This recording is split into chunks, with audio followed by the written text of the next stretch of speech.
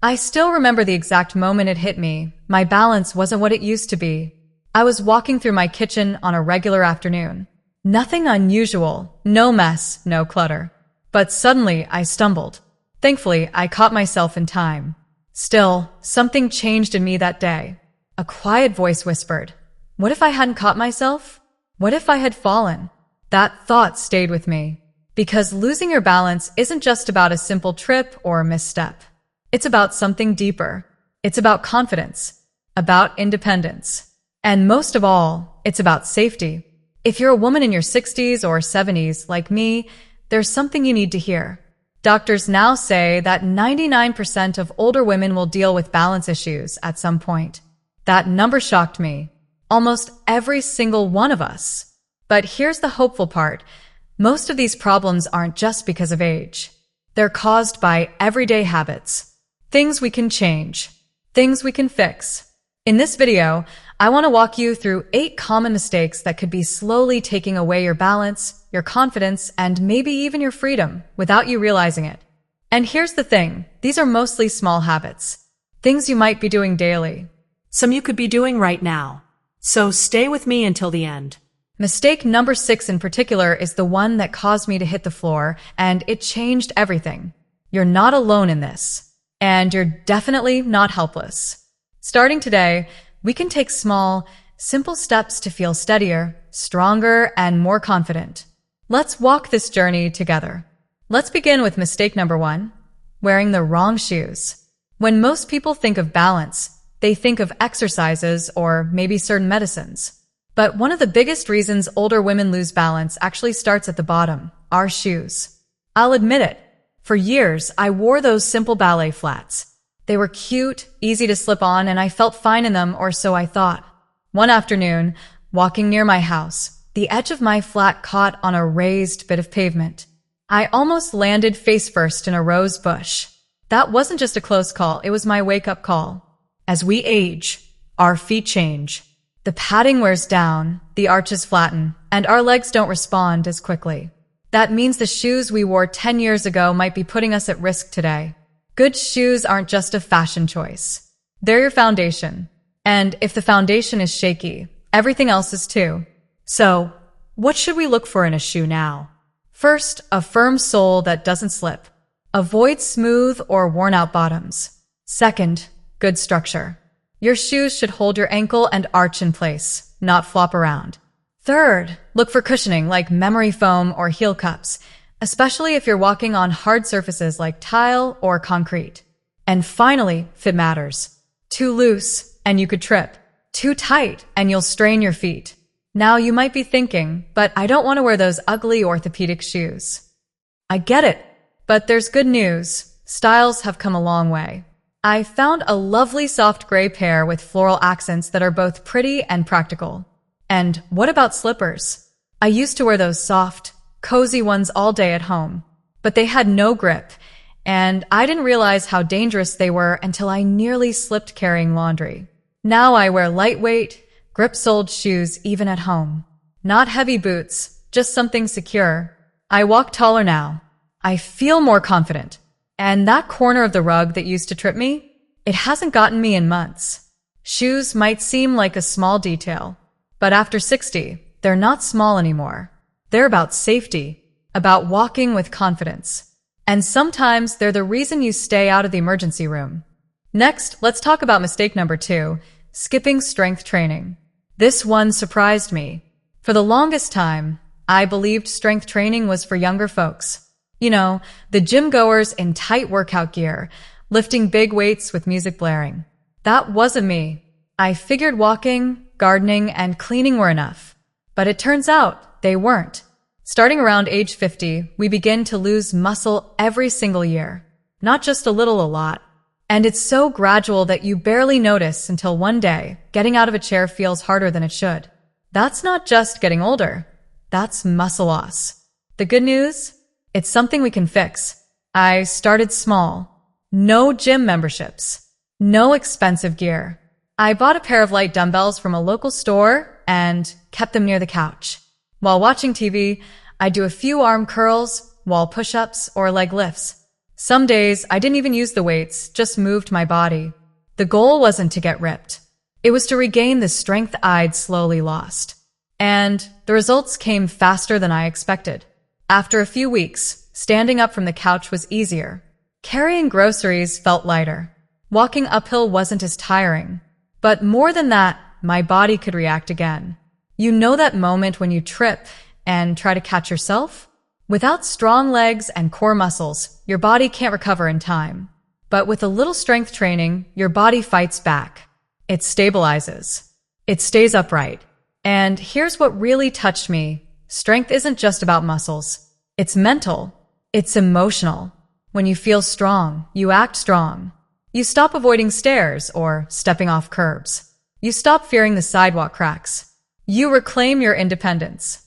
Just 10 to 15 minutes, 3 times a week. That's all it takes. And you can do it in your pajamas, watching your favorite show. No pressure, just progress. Because strength doesn't just protect you from falls. It protects you from fear.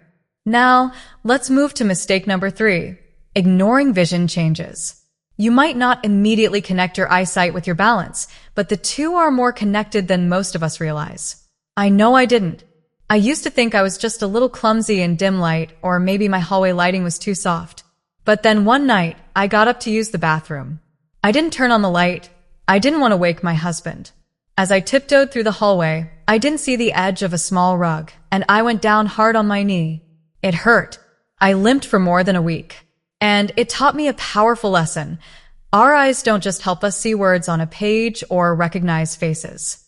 They help our brain figure out where we are in space. They help us notice shadows, depth, contrast, and small steps we might not otherwise feel with our feet. As we age, these visual abilities change, even if we don't notice it right away. That tiny change in depth perception, it could mean the difference between stepping safely and stepping short. The problem is, many of us are still wearing glasses with old prescriptions. I'll admit, I hadn't updated mine in almost 4 years. I thought they were good enough. But after that fall, I made an appointment with my eye doctor. And sure enough, my prescription had changed. I also learned about helpful upgrades, like anti-glare coatings or lenses designed to help in low-light settings. I hadn't even known those existed, and they made a big difference. And it's not just glasses. Lighting matters too. I added little plug-in night lights to the bedroom, hallway, and bathroom. They were cheap and easy to set up, but now moving around at night feels safer. If your glasses are scratched, outdated, or just not doing their job anymore, they might be putting you at risk every day. And if your home has dim corners or flickering bulbs, your eyes are working overtime, and that leads to confusion, dizziness, and even vertigo. So clean those lenses. Book that eye exam. Switch out those old bulbs for warm, bright ones. Because your balance starts with what you see. And seeing clearly is one of the best ways to stay safe. That brings us to mistake number 4, overlooking medication side effects. This one hit closer to home than I'd like to admit. A few years ago, I started taking a new medicine for blood pressure. I had been feeling a little lightheaded now and then, so my doctor prescribed something to help. I took it exactly as directed, but instead of feeling better, I started noticing something odd. Every time I stood up from the couch, the room tilted just slightly. Nothing major, just enough to make me stop and grab onto something. I thought I was just tired, or maybe I needed more water. But then one evening, I stood up too fast, stumbled, and bumped into the coffee table. I didn't fall, thank goodness, but it was scary. That night, I finally read the fine print on the pill bottle. And there it was, clear as day. May cause dizziness or balance problems. I wish I'd checked sooner. You see, as we get older, our bodies process medications differently. What worked for us at 50 might be too strong at 70. Plus, many of us are on more than one medication, and sometimes those combinations create side effects we don't even expect. That's why it's so important to be your own advocate. Doctors are busy. They see dozens of patients. But you live in your body every single day. If something feels off, even slightly, write it down. Dizziness, fatigue, unsteadiness. Don't ignore it. Bring a list of everything you're taking, not just prescriptions, but over-the-counter meds, vitamins, and supplements, to your doctor or pharmacist. That's what I did. I spoke up. My doctor reviewed all my medications and adjusted the dose of that one blood pressure pill. And just like that, the dizziness disappeared. My balance came back. My confidence returned. So if you've been feeling a little off, trust your gut. Read the labels. Ask questions. Don't settle for it's just part of getting older. Because sometimes it's not. Sometimes it's the medicine. And a small change can make a world of difference. Let's continue with mistake number 5, grabbing furniture instead of using a cane. For a long time, I refused to even consider using a cane. I told myself I didn't need it. I was independent. I got around just fine. Sure, I'd steady myself on the back of a chair or lean against the kitchen counter once in a while, but that wasn't serious, right? Well, that habit actually has a name. It's called furniture walking. It's when we reach for tables, chairs, and walls to stay balanced instead of using proper support. At the time, I thought I was being smart, but deep down, I was afraid. Afraid of what it meant if I used a cane. Would people look at me differently? Would I feel old?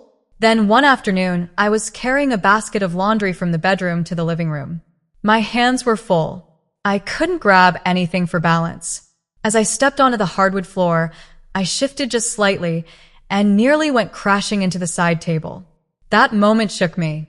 The next day, I went out and found a cane I actually liked, a lightweight one with a lovely floral design and a comfortable grip. I didn't feel embarrassed using it. I felt relieved. Because now, instead of relying on furniture that wasn't designed to support me, I had something made to help me move safely. And let me tell you, no one has ever looked at me with pity. In fact, people often compliment the cane. It's stylish. It suits me. And most importantly, it helps me walk taller and steadier. If you find yourself reaching for furniture more often than you used to, even just in case, that's your body asking for support. And there's nothing weak about listening to it. Using a cane isn't giving up.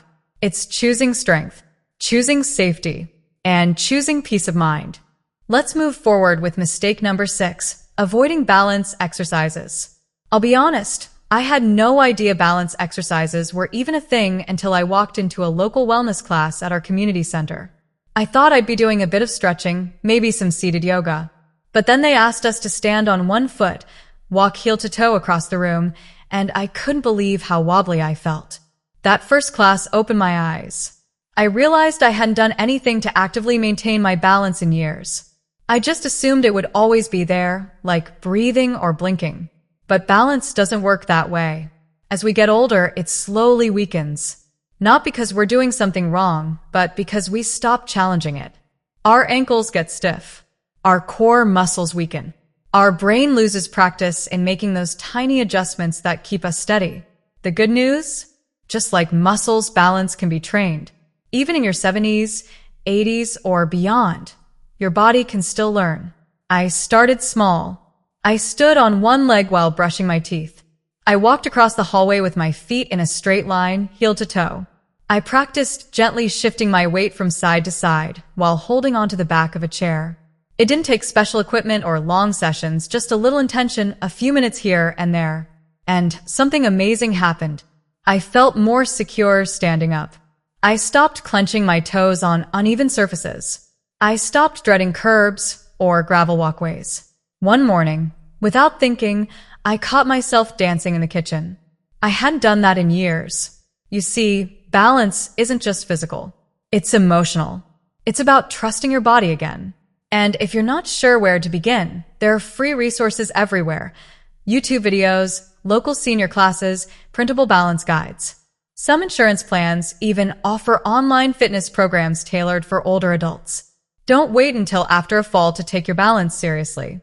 Treat it like brushing your teeth, something small you do regularly that adds up to a healthier, safer life. Just 5 or 10 minutes a few times a week can make a huge difference down the road. Now let's look at mistake number 7, not drinking enough water. This one truly surprised me. Out of all the things I've learned about aging, this is the one that almost no one talks about.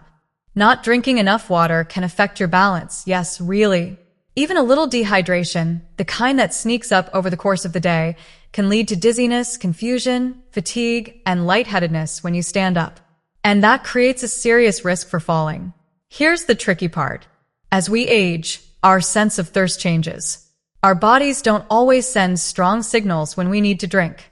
So even if you don't feel thirsty, you could still be running low on fluids. For years, I thought I was fine. I had my morning tea, a cup of coffee in the afternoon, and maybe some water with dinner. But what I didn't realize was that caffeine, especially from tea and coffee, can actually dehydrate you. And when I added it all up, I was drinking less than 4 cups of plain water a day. Then came the headaches, the mid-afternoon tiredness, and that moment when I stood up too fast and had to grab the wall because the room tilted. I thought, well, this must just be aging. But during a routine visit, my doctor asked how much water I was drinking. I didn't have a good answer. That very day, I started keeping a small notepad by the fridge. Every time I had a glass of water, I marked it down. I aimed for 6 to 8 cups of plain water a day, not counting tea or soda. And the results? I had more energy. My sleep improved. My joints felt less stiff. But most importantly, I felt steadier on my feet. So here's my advice. Keep water nearby, on your nightstand, next to your favorite chair, in your purse when you go out. Sometimes all it takes is a cute water bottle or a slice of lemon to make water more appealing. If plain water isn't your favorite, try herbal teas or broth-based soups. Just watch for added salt or sugar. Hydration might sound like a small thing, but for women our age, it's powerful. It supports every system in the body, including the one that keeps you balanced and upright. Finally, let's talk about mistake number 8, living in a fall-unfriendly home. This one is so common. We often don't even see it. I call it living in a fall trap, and most of us are doing it without realizing it. We get so used to our homes that we overlook the little dangers. The rug that's been there for 20 years. The lamp cord running across the floor. That slightly high step from the garage to the kitchen. We know our homes by heart, but our bodies change. And what used to be easy can slowly turn risky. My own wake-up call happened one morning. I was carrying a laundry basket with both arms full. As I stepped into the hallway, my foot caught on the edge of a rug I had walked over 1,000 times. I didn't fall, but I twisted my ankle badly and had to sit right there on the floor. That ankle kept me from going on my morning walks for almost 2 weeks. All because of a rug I never thought twice about. After that, I started looking at my house with fresh eyes. Not just to clean or decorate, but to make it safer. And I was surprised by what I found. My bathroom had no grab bars, just smooth tile and a bath mat that slipped under my feet. The hallway had one dim light bulb. And in the kitchen, I kept my most used pans in a low cabinet that made me bend and twist every day. So I made changes. I removed the loose rugs and added non-slip mats. I installed grab bars in the bathroom, one near the toilet and one inside the shower. I swapped the light bulbs for warm, bright LEDs. I even bought a motion sensor night light for the hallway. And I moved the pans I use most to waist height. None of these changes were expensive, but they gave me something truly valuable, peace of mind. You are not babying yourself by adapting your home. You are protecting your freedom. You are making it easier to move through life with confidence. And anyone who visits your home, grandkids, friends, they benefit too. So, let's take a moment to reflect on all 8 of these mistakes. They may seem small, like skipping a glass of water or wearing the same shoes we've trusted for years. Others, like ignoring how medications make us feel or avoiding strength training, might feel like things we can deal with later. But here's the truth. All of these little habits add up over time. Slowly, quietly, they can take away your balance, your confidence, and even your independence. The good news? We don't have to accept it as an unavoidable part of getting older. You have so much more power than you've been told.